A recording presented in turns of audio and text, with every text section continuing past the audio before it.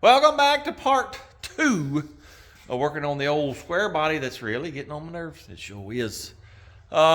We got to get this thing done, get it out of my shop. I'm tired of fooling with it. Let's get busy.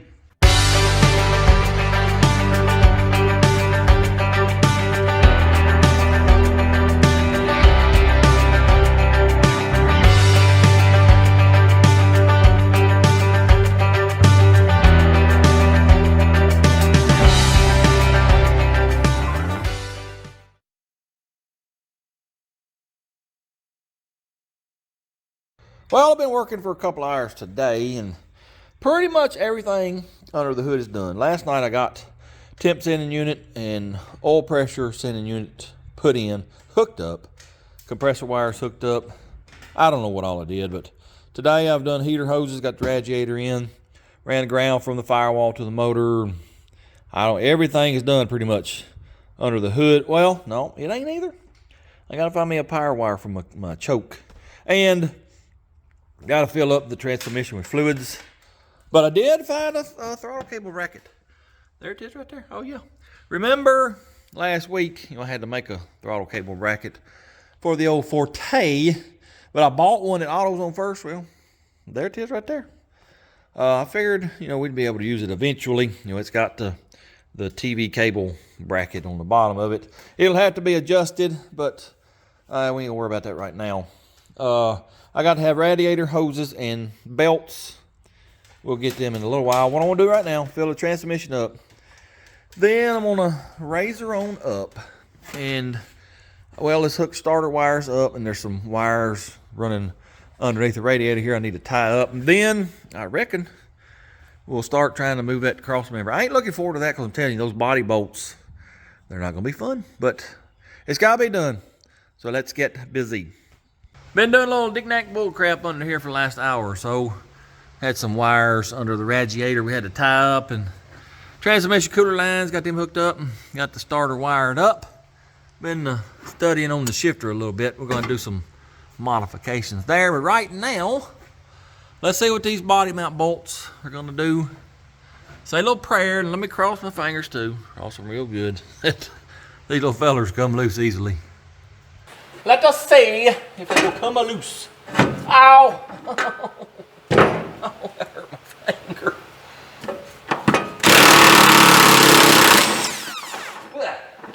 Y'all ain't gonna believe me unless I show you. Look at that right there. Oh yeah. Let's see what this little here do.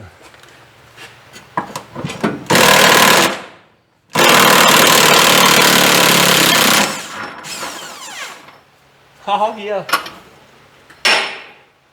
2 more to go.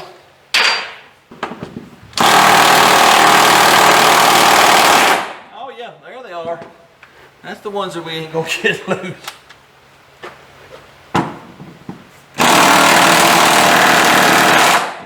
Well, let me get my big old breaker bar. All right, got the big boy. Let's see what she'll do. Well, it broke loose.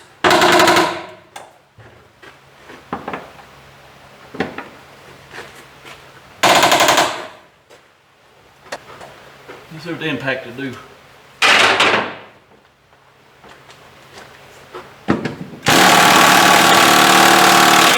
No, sir. Well, let me work on these. Well, let me see. Let's see if this in here will break loose firstly.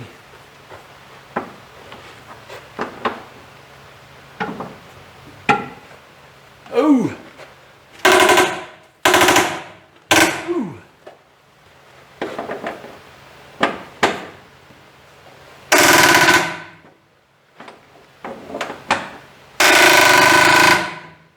Let me work on this, get these loose. I'll be back. Well, here's the deal. These cab mount bolts, no sir, we ain't getting the front ones out. They are loose, you can spin the bushing, but they ain't coming out. They'd like to work me to death, just get a couple of turns. So what I did next was loosen all these nuts, took them out. I knocked these bottom bolts out on the cross member. Well, when I knocked that second one out over here, the frame rail went whoop, it come in a little bit. So this, yeah, this may be a little bit more than what I bargained for. But we got to do it. So what I'm going to do, I got my jack here. I got this big old piece of wood. We're going to hit it right there on the bottom of the cab. See if it'll raise up enough. We ain't got to raise up, but maybe, let's just see. Probably an inch. Yeah, is all we got to go. So let me set y'all up on the stand and we'll see what this thing does. All right, here we go. Y'all watch right here and see if that comes up or not. I might need a taller piece of wood, I don't know.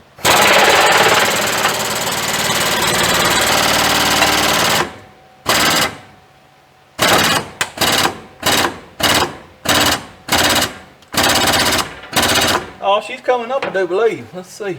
Oh, yeah.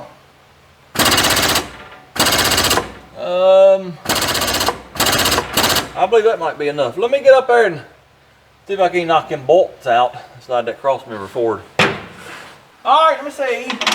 Right there. Yeah, I need to go higher. Just a wee bit, maybe like 1/4 of an inch. So let me try that real quick like.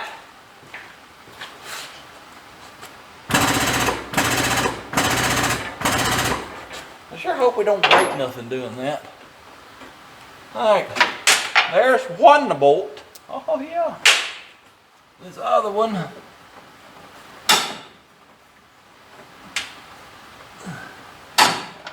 All right, got it out. Let me go to the other side. Oh, look at here, fellas. Oh yeah. All 4 bolts are out. Now, make sure we ain't got no brake lines, fuel lines in the way over here. I don't see any. I have a predicament. No, I don't. No, I do not. Because I got a transmission jack yesterday, so we can jack the transmission up, and I can slide that cross member forward. Let me get it over here. Well, there's my transmission jack, but it don't go up high enough. I guess it's made for a midget or something. Because, you know, my head is just barely missing this pan on this transmission. In order for this to work, I got to drop this down another foot. That don't make no sense. Anyway, I got it jacked up. We're going to miss the cross member there with the mount, so let me whoop on this cross member this away, get everything lined up real quick. I ain't got a whole lot of room here between these 2 jacks. But let me see if I can't whoop it into place. Oh. Well, here's the deal, fellers. None of these holes line up. That's where it's got to be. And no, none of them line up. Those, they surely do not. So, what we're going to have to do, I guess, this one here, this flange on this cross member, it sticks out past that hole. So we'll just drill a hole in the cross member there. But over here we got to drill a hole in the frame. And if you've never drilled a hole in the frame, let me tell you, it ain't real fun doing it by hand. Frames are hardened, not super duper hardened, but they are hardened metal. It takes a while to drill them, and you will dull some bits. Also, I don't know that we're gonna drill these top ones. Sure don't. It unbolts here. I think this is like just for a 1 ton. I believe the half and possibly 3/4 only have this bottom part, not this top one. We may leave that fella off. I'll talk to him and see what he wants to do about that. I'm hoping he says, yeah, leave that off, because I like to get exhaust out of the way, and yeah, you can't get up there to drill them holes. No, sir. That is the plan anyway, but I'm not doing it tonight. I got to go help my handy dandy assistant do some stuff. And we will pick this up tomorrow. We're drilling holes. I got to shorten the drive shaft a little bit and put hoses and belts on, and we're pretty close to having this thing done. Sure are. Anyway, see y'all tomorrow. Well, let's see if we can get some holes drilled in this frame today. I already got one right here. This was an existing hole in the frame. Well, like right here is a slotted hole actually. And all I had to do was drill in the cross member, and it was a piece of cake. Drilled right through it. Got that done. Gonna do this one next. That way we'll have both sides in place where they go. Then we get to start drilling in the frame. Not looking forward to it, but I'm hoping it ain't too hard. We'll see here in a minute. But look at my light right here. This is what I'm having to work with today. My other light is over there being charged up because I left it sitting right up here last night. I left it on. Well, it was dead. Yep, sure was. I got to get me some better lights because I can't hardly see what I'm doing. Anyways, let me drill this one over here first, and then we'll test out the frame, see how hard it is. Y'all ain't gonna believe me unless I show you. Look right there. We got 2 bolts over here now. Just drill through the frame here and piece of cake. I don't understand. The last frame that I drilled was on the old Hoopty 4-wheel drive when I did the frame swap. You know, I had to cut it. Well, these don't join like that, but they join up here on those trucks. I ground it loose here and then I cut 14 inches out of it. Then welded it back together, and that threw my bed off, you know. So I had to drill new holes for the bed, and I like to never got them drilled in that frame. So I reckon these here just regular old mild steel, and maybe they started hardening them later on. I mean, it's not, like I said, it's not super hard, but it's got some toughness to it. This right here, piece of cake.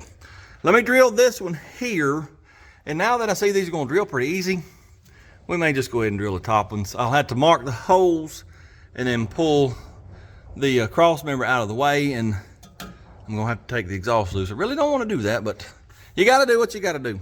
Let me drill this one real quick.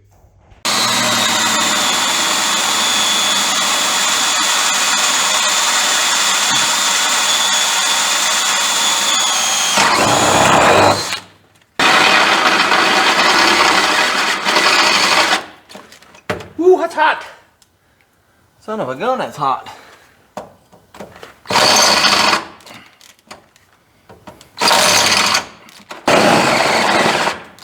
Yeah, let me get a different boundary. There it is. All right, got the bottom 4. Let me see about getting these top ones marked. If I can get them marked pretty good, then that'd be great. I'll be back in just a moment. Well, I got one hole drilled in the top. I sure did. Y'all watch this right here. Watch it there, bolt. Oh yeah, see it disappear in that hole? Oh yeah. It is cockeyed and crooked. There ain't nothing I can do about that. Even if I slid this cross member out of the way, it's still gonna be at an angle this way. So I figured if it's gonna be angled that way, might as well be angled the other way too. Let me drill the other 3, and it's better than nothing. And then we'll have to jack the cab up and put them bolts in. Then we'll be done with this cross member. Well, I'm working on this last hole right here. Had to sharpen my drill bit. When we get this one done, we'll have it whooped.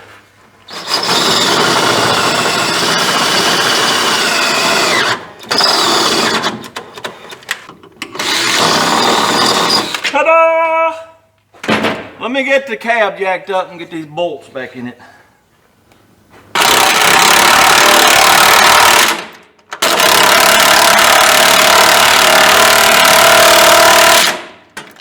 There it is. We're done with the cross member. We hook the exhaust back up, and I reckon we got to make us a drive shaft next. Y'all look at this right here. If you ever do a swap from a 400 to a 700, take your shifter bracket off of your 400, put it on your 700, and there you go. Well, it may be slightly off. We'll know more when I get it running, you know, put it in gear and see how it does, but I think it'll be okay. We might have to bend some of this arms here just a little bit. We'll just have to see. Right now, I'm gonna take me a break, and when I get done with that, we're gonna make us a drive shaft. I'm not gonna show any of that because, well, y'all saw all that last week. So when I get this done, I'll be back. I think all we'll like is belts and hoses and antifreezes, and I'll check everything once again, but I believe that's gonna be it. Then we can fire the old girl up and see if she's gonna move. Drive shaft is done. That weld is a wee bit prettier than the one I did the other day. Yes, sir. Y'all watch how true it runs too. Oh yeah, look at there. Not bad at all. Let's go put it on and proceed to continue with getting this truck back on the road. As you can see, we're having trouble getting our drive shaft back together. I gotta take it loose back here so I can get it loose or get it together up there. Well, they got 12-point bolts. I hate them and despise them. And, well, they don't want to come loose. I've rounded off 2 heads I done welded the nut to this one, got it out. Waiting on this one to cool a little bit. Let's see if we can get it out. Matter of fact, let's try it right now. See what happens. Oh yeah, look at here. Yeah, all right. Let me get this drive shaft in there. Driving shaft is in, finally. Good gracious, that took a while. I gotta go get some more bolts. I don't think regular old hex heads are gonna fit there. I guess we're gonna have to go back with 12 point. I hate a 12 point socket bolt. They'll round off every time. Anyway, what I'm going to do right now is we got to drain this tank. It's got, he said, probably about 10 gallons of diesel in it. He emptied this one already. Yep, it sounds like it. So it's got auxiliary pump. So what I'll do, I'll switch it over to this driver's side tank. I'll come up here, take my hose loose off the fuel pump, run it into the bucket, and empty it. And then we'll be done with that. I'll put some fuel in this over here in a little bit. But anyway, let me lower it down. Got to hook the battery up so I can run that pump. I am transferring fuel from the driver's side tank into my jug here. I just broke the line loose right there. It had a little rubber hose connecting them. I broke that loose. Just got it running over in here. He's got a little transfer pump right there. Just in case you know, he ever lost prime, he'd turn that on, get fuel up to the injector pump. And at the rate that it's filling this up, there's the level right there. I will be done approximately 4:36 tomorrow morning. So if I don't fall asleep, I'll see y'all at 4:36 tomorrow morning. Well, fellers, I just did something that my father did many moons ago when he was a young man. I just let this truck down on this ladder. Yes, sir. I done checked it. The door shuts fine. I didn't spring it. My daddy, I guess back when he was a teenager, he had, I believe it was a 51 Ford, and his version of the story goes like this. He had it up on the left doing something. He let it down. There was a milk crate here. He had the door open. It come down on the milk crate and sprung the door where it wouldn't shut just right. Well, he said he calmly raised it up, shut the door, let it back down, rolled it outside, and then proceeded to kick this door in until it was touching the steering wheel. Yes, he had some anger issues. Wonder where I get mine from. The other version is told by his brother, my uncle. Well, he said it was the prettiest car you ever seen. And anyway, he said, he laid it down on the door, sprung it, and he raised it back up, shut the door, pushed it outside, proceeded to bust all the windows out, all the headlights out, and then caved that door in with his foot. Which story is true? I ain't got a clue because they're both gone now. But yep, I just about did what he did. Except I'm not going to kick that door in because it ain't my truck. Anyway, I was letting it down. We're going to put 5 gallons of gasolines over here in the right-hand tank. Turn that pump on, push all the diesel out, hook that line back up, and I think we may be done under here. I also know, by the way, I think it might shut better than it used to. Well, I think the fuel system is done. I just turned that little transfer pump on, and I think the carburetor's full. The pump quit pumping, so yes, sir, I think we're full up here. I was going to continue working on this and hopefully fire it up tonight, but I literally have twisted my knee 3 times in the last 5 minutes, and well, I'm in a wee bit of pain. I'm going in the house. I'm going to rest my knee. This has been a day, fellas. I'm telling you, I just feel like I've been spinning my wheels all day. So tomorrow, hopefully we got to be done with this. I got one bottom radiator hose on. This one here, I got to do a little rigging on it over here to get it to work. Got to run a hot wire to the ignition, fill it up with antifreeze, and we got to have some belts of some kind. And I think, unless I'm forgetting something, we may be ready to fire this thing up. Oh yeah, got to adjust the TV cable. Forgot about that. But yes, sir, I think tomorrow we should be able to finish this. I'm going to the house, going to rest my knee. See y'all tomorrow. Just got back from Ireland. Got me lots of beltages. Got an air filter. Fixing to put them on. And like I said, I got to do the top radiator hose. I'll show you how I'm going to finagle that to make it work over here. A few other things. Got to put the antifreeze in it and power wire to the distributor. And that's probably it. I'll check everything over once to make sure everything's hooked up. But I think here in the next hour, we ought to be firing this thing up. Yes, sir. Let me show you what I've been doing, though. I've been using this here rickety thing. Well, I mean, it does okay, but when you standing on it and you lean over, well, it wants to scoot out from under you. I have about fell off of it several times because of that. Well, look what I did. You scoot your vehicle back, you raise this air jack up. There you go. You got your little stand to stand on. Pretty handy. It's not going to move on you because, you know, we're at the end of the travel. So yes, sir, that's pretty awesome. Anyway, let me get this stuff done and I'll be back. Well, the belts, that went about like I thought it would. Air conditioner, power steering, they were too long. Luckily, I had one over there on the wall for the power steering. The AC don't matter right now because it ain't even hooked up. This right here hits this bracket. May have to cut that off. If we cut that off, it might work. I don't even know what that would be for, unless it's the other long compressor. But anyway, the AC don't matter. Had one for power steering. The alternator belts, they fit. I guess what could have happened, well, let me show y'all this. I ain't even showed y'all this. He wanted a double pulley on his alternator. Right there.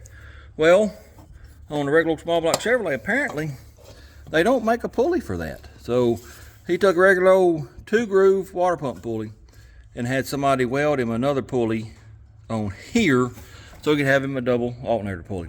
And I don't remember, but I think that is not the stock crank pulley. So that's probably what's throwing the belt sizes off. So just having to guess. I had measured it. It's a 54-inch belt that fits the AC. When I go back to O'Reilly's, we'll get one. But like I said, the AC ain't hooked up right now, so we ain't worried about that. Now I'm fixing to try to do the top radiator hose. And I don't know if I showed y'all this or not, but that ain't gonna work. Nope. So what we're gonna do, you know, I guess the diesel radiator is a lot bigger. So what we're gonna do, this is a 1-inch pipe nipple. Slip it in there.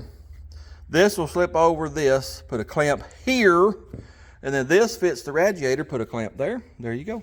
I'll clean this up a little bit because that looks kind of crappy. But let me get that done right there, get that hose on, and I'll get it filled up with some antifreezes. Filled up with antifreezes. I've been working on the TV cable adjustment. Let me just quickly show you what you need to do. Center of your throttle shaft right there. Well, you want your TV cable hookup to be 1 inch below it, a 1/2 inch behind it.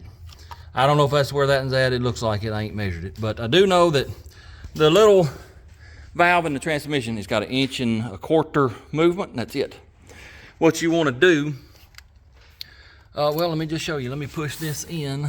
See if I can't push that back a little bit. Maybe with one hand. I don't know. Hang on. Let me set the camera down. All right. What I did was push this piece in. You know, it's got this little thing you push here. It's a click-clocking thingamabob. You push that in, it lets you push it back. Well, you push it back, and then what you want to do is pull that throttle all the way open and listen. Then you want to make sure that you ain't got no more cable movement. See, I did right there. So we're gonna have to adjust it a little bit, but you got adjustments here plus here. We'll have to play with it, but that ought to be fairly close. I'm gonna push that back in just a little bit because you would rather have too much pressure than not enough. If you ain't got enough, it'll go 1, 2, 3, 4 real quick, and you'll be lugging that transmission to get it hot and burn it up. So it's better to have it shifting later while you're adjusting it. So I'm gonna push that back in a little bit, just, you know, just for safety reasons. Anyway, I think as soon as I find me a power wire for this and the choke, I think we'll be ready. So let me go to hunting for some wires.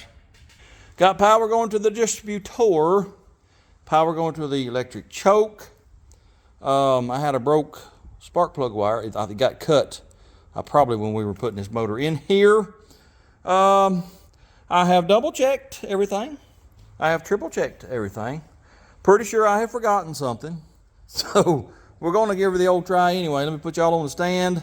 I can see right now I need to get this wire up off that exhaust. Let me fix that. Then we're going to give her the old try. Fire in the hole!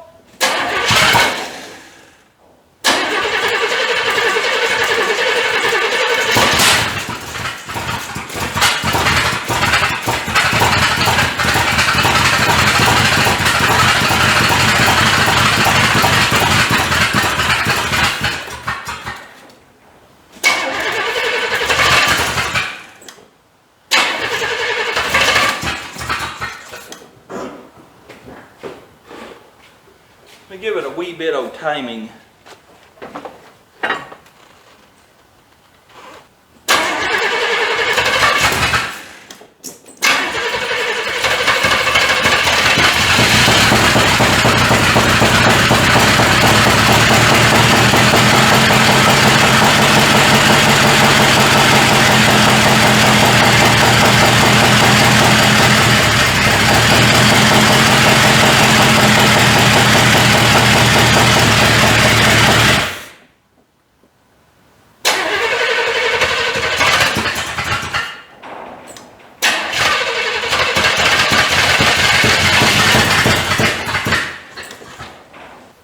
I ain't sure what's going on right here.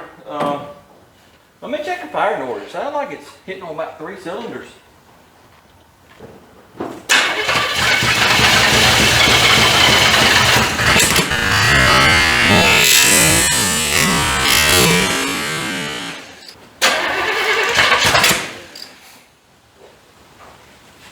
Well, I ain't real sure what's going on. I don't know if y'all can see it or not, but it was smoking like a freight train. It smelled like diesel, but I come up here and hit the throttle and smell of my pump shot. It smells like gasolines to me. It's sort of acting like my timing ain't right. It's hitting on about 3 or 4 cylinders. I'm gonna pull the cap off.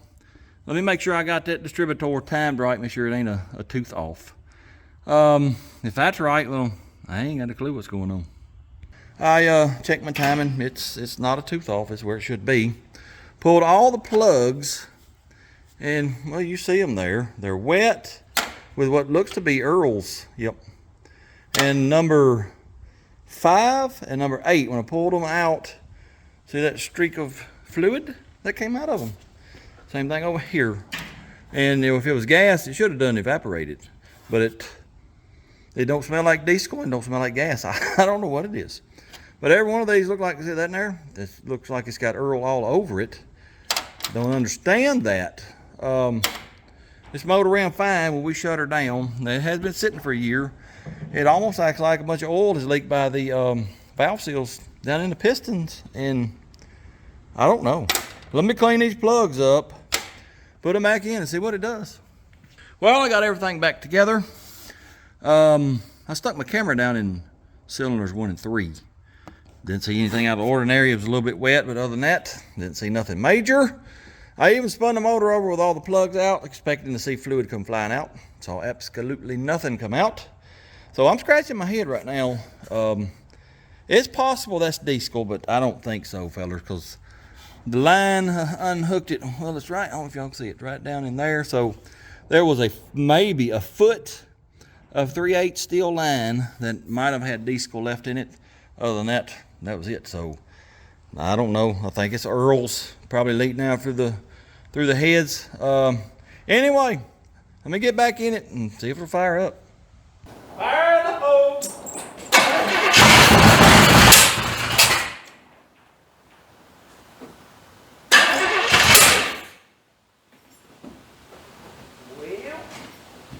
Well, let me go with the timing just a wee bit.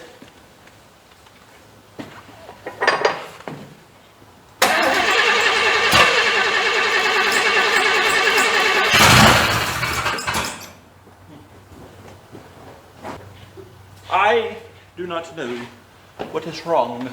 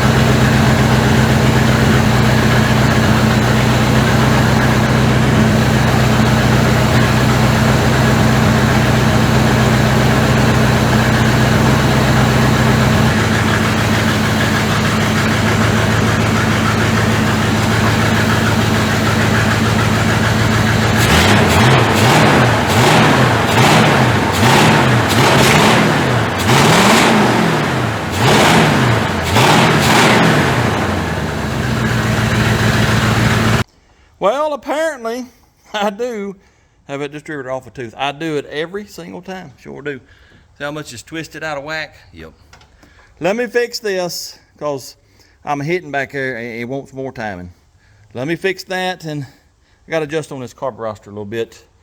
The smoke, like I said, I don't know. It's either leftover diesel or it's because it sat for a year and the valve seals leaked. I don't know.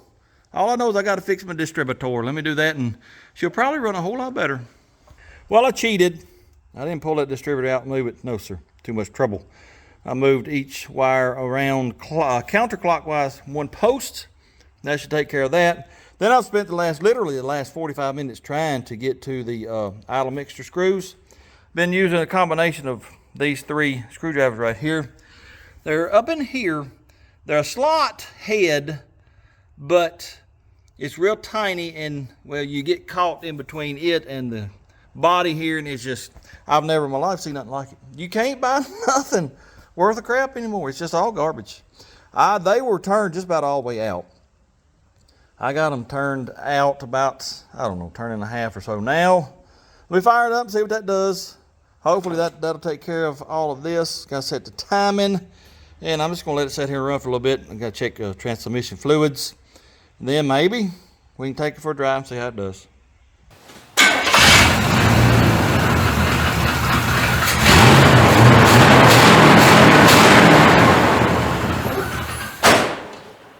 Well, we probably don't have enough idle fuel now. So I'll spend the next 30 minutes trying to get them to screw out maybe a half turn.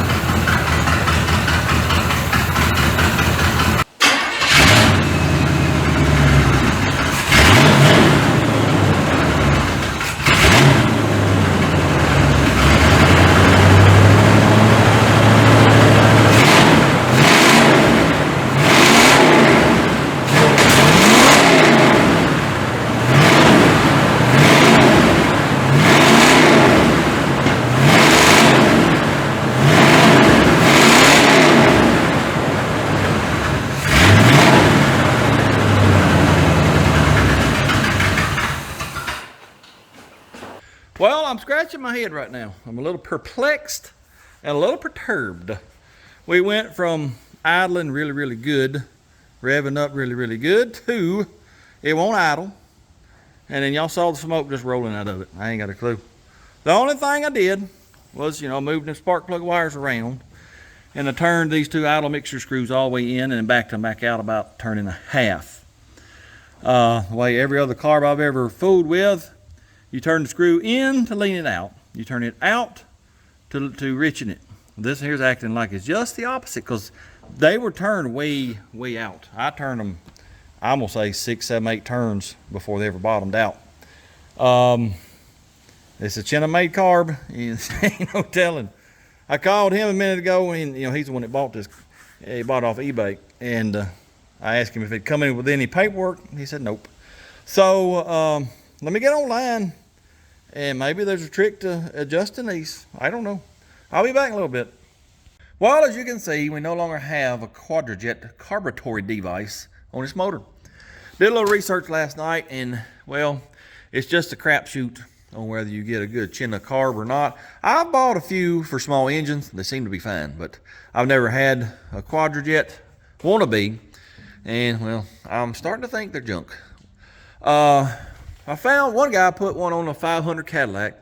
Seemed to run fine, but I believe he said he had idle issues. He worked through it. Another guy put one on a small block Chevrolet, ran like a champ. Then I found one guy, he did a write-up on a message board. His buddy bought one of them China carbs, and it wouldn't run right. Well, I give it to him. Evidently, he's a carb expert, and he went through it and did some modifications and got it running really good. I think the main thing he had to do was drill out the air bleeds in the idle circuit and got it to where it would idle pretty good. Now maybe what we have to do to this one right here, not right now, no sir. This is what I did. You might be wondering what these two spots are. That came out of a gas can. That came out of this carburetor.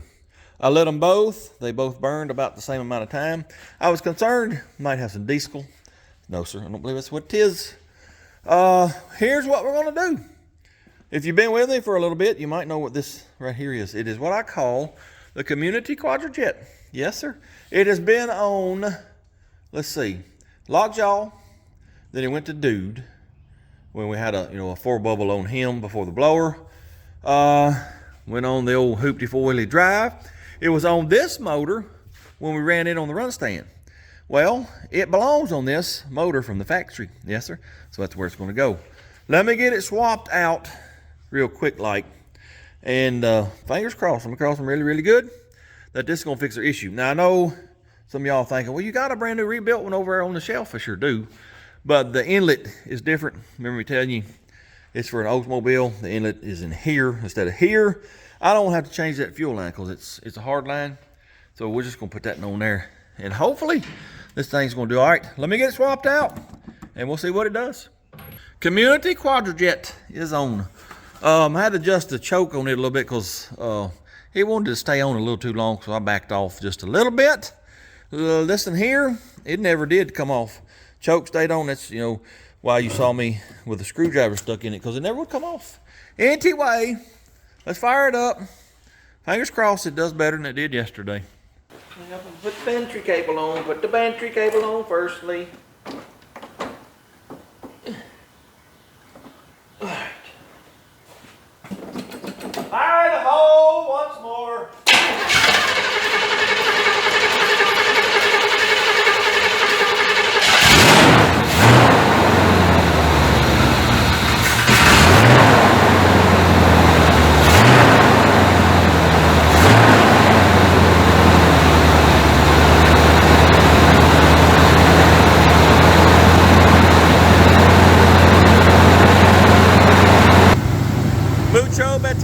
Oh yeah, ain't no smoke coming out the back. She's idled up a little high. It's on the fast idle right now.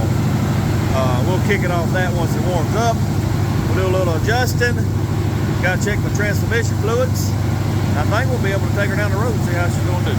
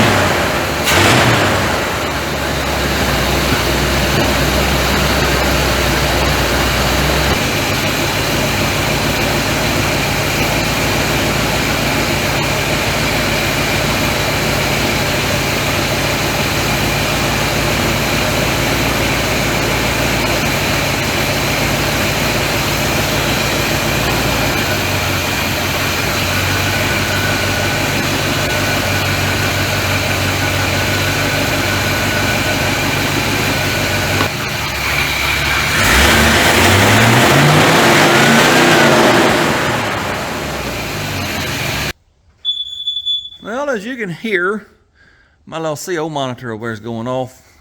The shop is completely filled with smoke. She's definitely a smoker.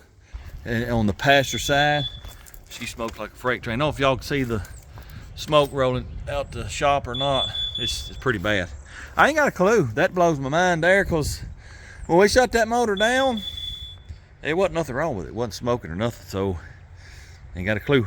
I'm gonna drive it down the road. It may just need to be drove for a little bit, but I kind of doubt it, because it's been running for 20-30 minutes and it still just smokes like a freight train. Ain't got a clue, fellers. Let me take it down the road, see what it does. I really don't know what's going on with the smoking. It could be diesels, but why is it only on the passenger side? I don't know. Here's what we're going to do, though. I'm going to run it up and down my road out here, make sure the transmission is going to shift right. Might have to adjust it a little bit. Once we get that done, we're going to head straight to the store. I'm going to fill this right side tank up with some more gasolines, and just in case it is a diesel issue, it'll dilute it a little more. So let's hit the road and see how she's going to shift.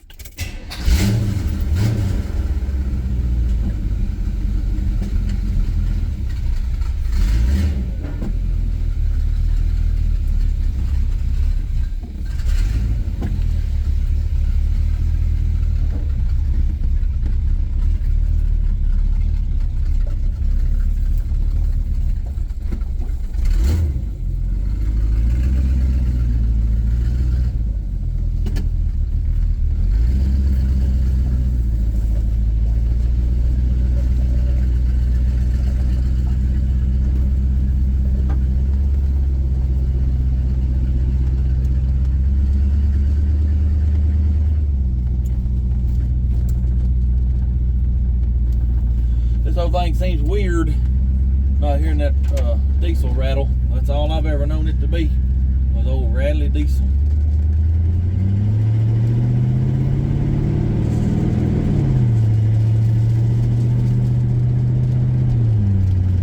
That shifting there don't seem too bad.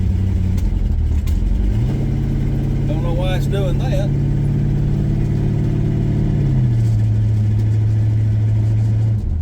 Crazy dog. Thing's gonna get run over one of these days.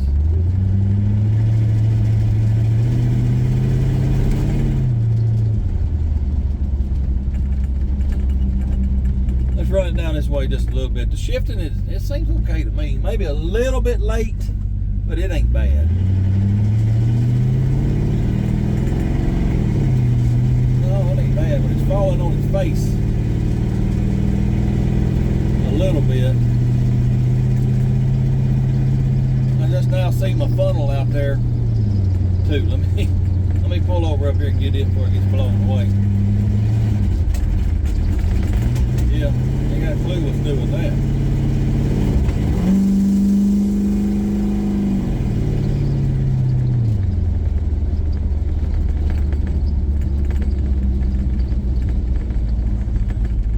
Let's stop here and get my finale before it blows away.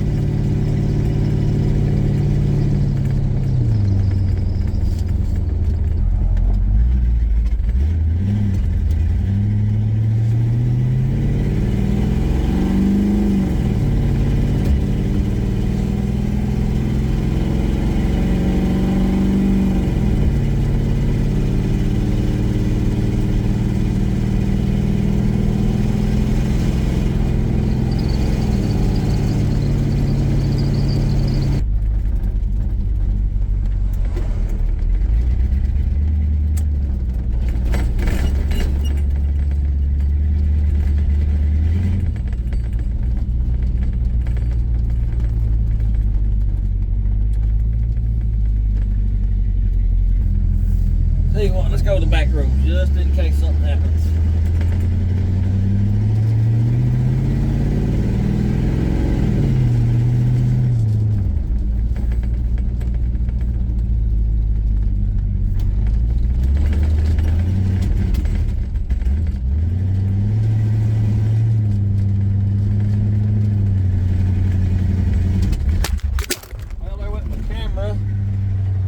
good. I apologize, but my camera fell, so that's good.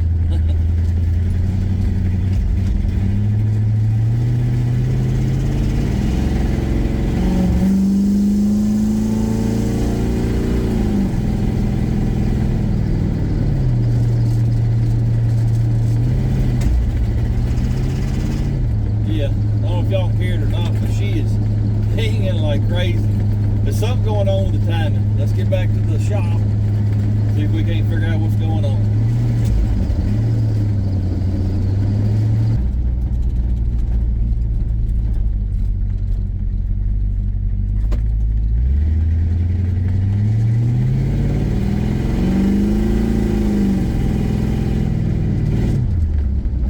Well, it's acting a whole lot better now, so maybe it was diesel in the fuels. Huh.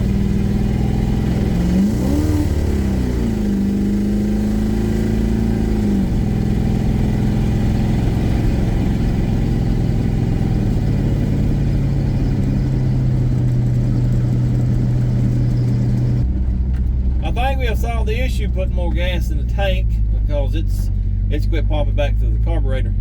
So let's just see what happens now. Oh yeah, there we go. That is mucho betero.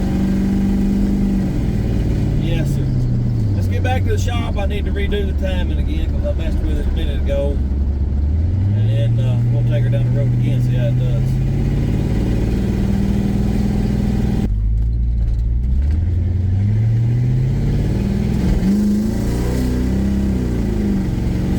Pep when that 4-barrel kicks in.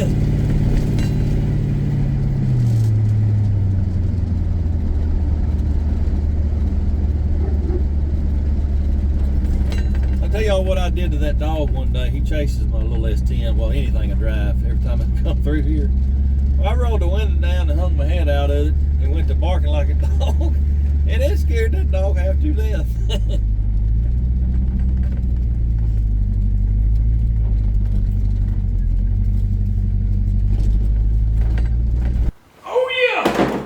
Little fella here ain't light.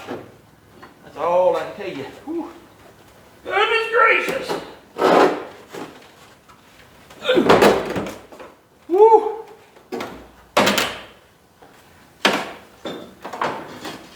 All right. Maybe I can get them bolts in by myself.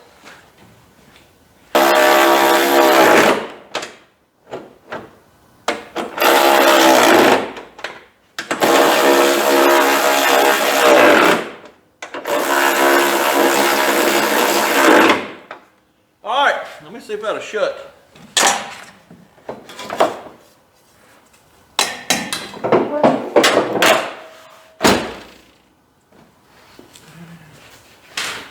Need to go down in the back, I believe on both sides. Yes, sir. Let me do a little bit of adjusting. Got the hood back on. I had to drop both the back corners a little bit. They look pretty good now.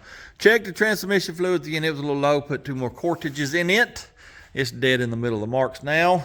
I let her sit here and run for 10 minutes or so, and well, you can see there's no smoke anywhere. It will smoke when I rev it up.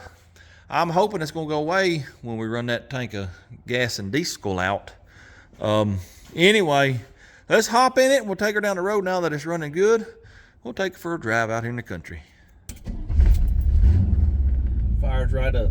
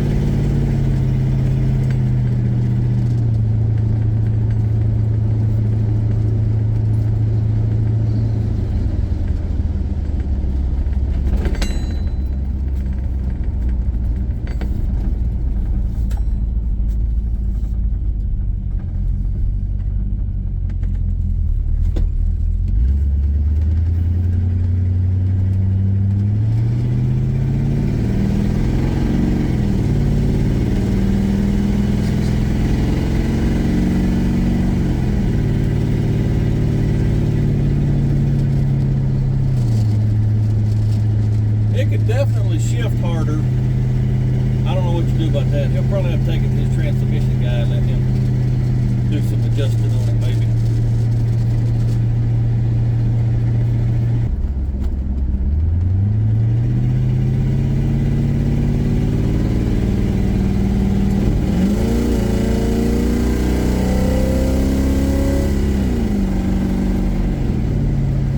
Sure like you're at old Fort Barrel open. Speedometer is not working. I don't know why. I'll have to check that out.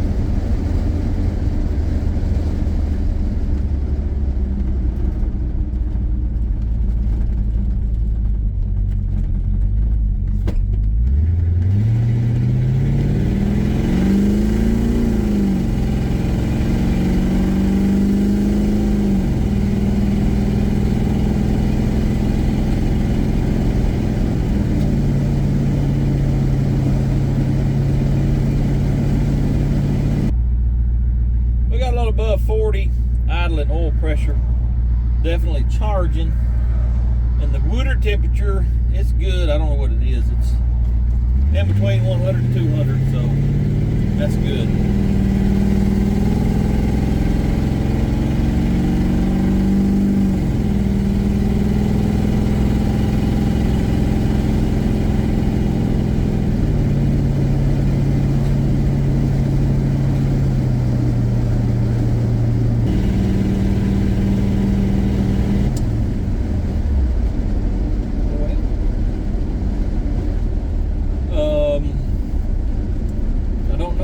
But everything just shut off.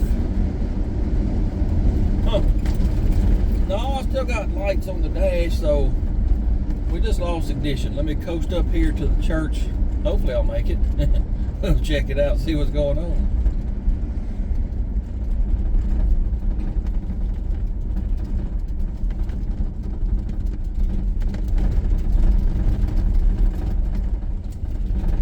Whoa, Nelly.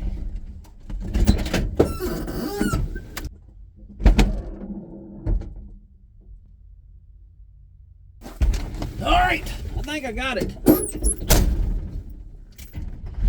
Oh yeah. I will explain to you what happened when we get back to the house.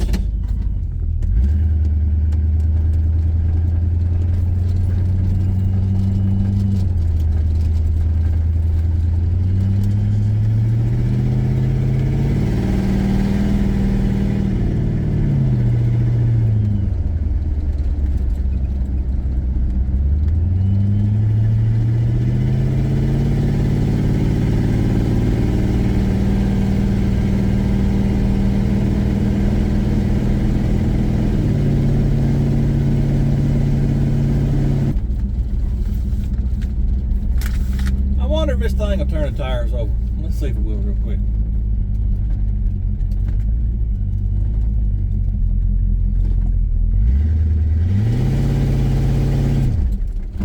No, they don't want to.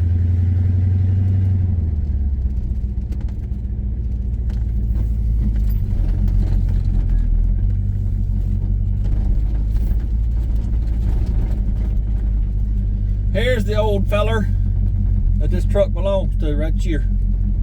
Let's have a chat with him real quick. He's saying patient, ain't even done with it, and he's already here wanting it.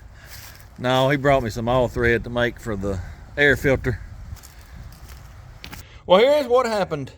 I got the ignition and the choke, electric choke, on the same wire.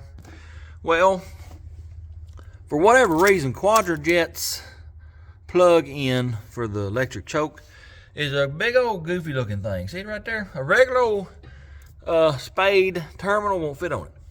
Well, I don't have a terminal that'll fit that, so I just put a regular terminal on it and shoved it up in there. Well, it come loose, landed down there on the intake, shorted out, and it blew a fuse. So just to get home, I kept sticking the wire into various plugs until I finally found a 12-volt source, and we got it home. I gotta go see which fuse is blown. I guess I'm gonna have to order one of them terminals. I'll see what I can find online. Also, he brought me some all thread to make a stud for the air filter. let me make that real quick. And this carburetor, even on the old 4-wheel drive, it's always wanted to idle up high. And I never have been able to figure out what it is. It's doing the same thing here. I'm gonna fool with that a little bit, and then I think we'll be done with this old truck. Well, so far I have found 2 blown fuses. Let's see if this second one fixes the issue. Oh yeah. Well, actually, now it won't cut off. What else? What else is gonna go wrong here? Let me go pull the battery. Well, pulling the battery cable did not shut it off. I had to pull that fuse that I just put in. I don't understand what's going on. If that's the fuse that I've been using the whole time, then why did it all of a sudden not want to turn off now? Well, here's another thing. My key's off. My low coolant light is on. That's where that fuse is. It's labeled, best I can tell, GAU-ID. I'll put a picture of it right here. GAU, I'm assuming is gauges. The other, I don't know. But why is it acting like this all of a sudden? Well, I know why. It's called MLS. Yes, sir. Let me get on here and see if I can't figure out what I've done. I've probably jiggled some wires and they're just shorted out. I don't know. Let me see what I can figure out. Well, upon further investigation, I think I know what's going on. I had to unhook the battery to get all these lights and gauges to quit working. The ignition switch is stuck on. Not over here. This is your lock cylinder. Not that. Your ignition switch is actually on top of your column. A little rod runs down through here and hits that switch. Well, apparently either that rod is popped out of its socket or something going on with the switch. So I got to drop the column, get to that switch and see what's going on. Sounds like a lot of fun. Let me get some tools, see what I see. Here is the ignition switch. Here is my meter. I checked said switch with said meter, said switch. Ain't nothing wrong with it. Nope, sure ain't. The little rod slips in this hole right here, this piece. Well, let me get my screwdriver and I'll just show you. All right, you got this little black area here. It's got a hole in it. That's where your rod goes in, and that's accessory. That's off. There's on, and then push down momentarily is start. Well, like I said, everything checked good. So the only thing I can think of, I thought maybe the rod slipped out. Well, if the rod slipped out, it wouldn't start. It starts just fine. The only thing I can figure out that might happen is you see these slotted holes. Maybe the screws come loose and this moved where it wouldn't turn off, but it would start. I don't know. I'm going to put it back in. We'll fool with the adjustment on the switch. Maybe it'll work. Maybe it won't. I don't know. But this ear is classic MLS. I just wanted to show y'all really quickly how you get this switch out. You got 2 nuts, one there and one there. That drops the column. The switch goes right here. If I can get these here wires out of the way. It goes right down in here. Well, let me get my hand up in here. Well, there's the rod. Oh, you can't get to nothing. So, yep. Anyway, there's a rod right down in there. Hooks into that switch. And then the switch has got 2 little screws. The most aggravating thing is getting these plugs undone. Yep, because there ain't really enough wire to pull it out here where you can get to it. Anyway, let me struggle for 64 years. Get that back in. I'll be back. Well, I got the switch back in, as you can see. Still have a low coolant light on. Still have my volt gauge working, like the switch is turned on. Start it, can't turn it off, so nothing has changed. I've even moved that switch back and forth. You can hear it click at each spot it's supposed to. Accessory, off, on, run, and it's still doing this. Check good with the meter, so I don't know what's going on, but I'm gonna run to Ireland. Give me a new ignition switch. If that don't fix it, well, we'll run her off in the river probably. I was fixing to head down the road to go get an ignition switch. Well, here it is in my hand. Y'all look at here. Still got a low coolant light. Volt gauge is still showing voltage, like the key is on. So ain't nothing wrong with that switch. I didn't think it was because it checked good, but I didn't know what else to do till I saw this. So we've got power bleeding back from somewhere. Let me undo my wiring that I did under the hood, but I don't think that's it because it should have done it from the beginning. So I don't know. I don't know. I'll be back a couple of days probably when I figure out what's wrong with it. Well, after about 2 hours of searching underneath this dash, trying to figure out what in the world's going on, Well, as soon as I started under here, you wiggle wires and the volt gauge would drop to 0 and this light would go out. The low coolant, is that low coolant? Yeah, low coolant light would go out. And well, I went in the house and looked at the print. The gauge lights fuse, the ignition fuse, and something else, and I forgot what it was. They're all tied together. So that's why all three of them were on. And I knew, you know, if I found whatever's feeding back to it, well, that's going to be the issue. I'd say when I blew that fuse and I got on here, changing the fuse, jiggled wires and whatnot, that's probably what started this. But let me show you what I found. This wire right here, well, let me get over here where you can see it. This one right here, it goes up here on this one, up to the headlight switch. Now what he was doing with that, I ain't got a clue. He likes to put switches and buttons and lights and stuff on his vehicles. I don't know what he was trying to accomplish, but we were feeding from the headlight to a pink wire, when pink is usually ignition, and it was feeding back through all three of those circuits. I unplugged it here, lights went out, there you go. So I got to put the ignition switch back and all that, put the column back up in there, but it ain't happening today. I got family things to attend. I got an older sister turning older. She's turning 60 today or tomorrow sometime. Anyway, she came in from North Carolina, all her family. We're going to go up to Nashville tonight and celebrate that. So tomorrow we'll wrap this up and be done with this old truck. Y'all watch this right here. Oh yeah, works like it's supposed to now. I took the headlight switch apart off and so I could get out here and look at it. I wanted to see what he had it hooked to. Their headlight switch has got two hots all the time. One feeds the headlights, the other one feeds parking lights, tail lights, I think dash lights, stuff like that. He come off of the one for the dash light, parking light, down to a pink wire that it wasn't a fuse. It plugged into the fuse panel labeled ignition. That was back feeding the ignition, gauges, turn signals. That's why they were never cut off. Now the big mystery is, why did it all of a sudden start acting up? You know, I can understand me getting under there jiggling wires, but that means for years and years that connection, wherever it is, was just a bad connection for years and years. And then I made the connection and it started doing this. That's MLS. I know some of y'all get tired of hearing me talk about that. Well, you just have to get over it. But I've told y'all that MLS is multifaceted, meaning in the universe of MLS, things happen for different reasons and whatnot. Well, this one here is one of those that, well, it just defies logic. You never pinpoint, you know, exactly why. Why did that start? I don't know. We'll never know.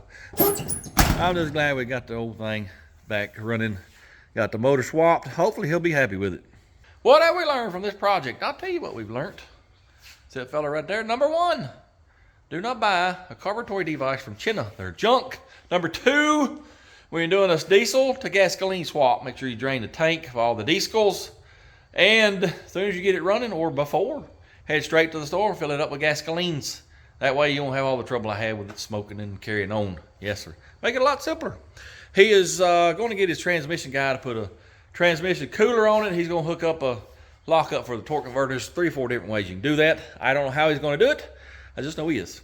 Anyway, appreciate y'all watching. Hope you enjoyed it. If you don't mind, hit that like, comment, subscribe, share it with your friends. And until next time, go do something.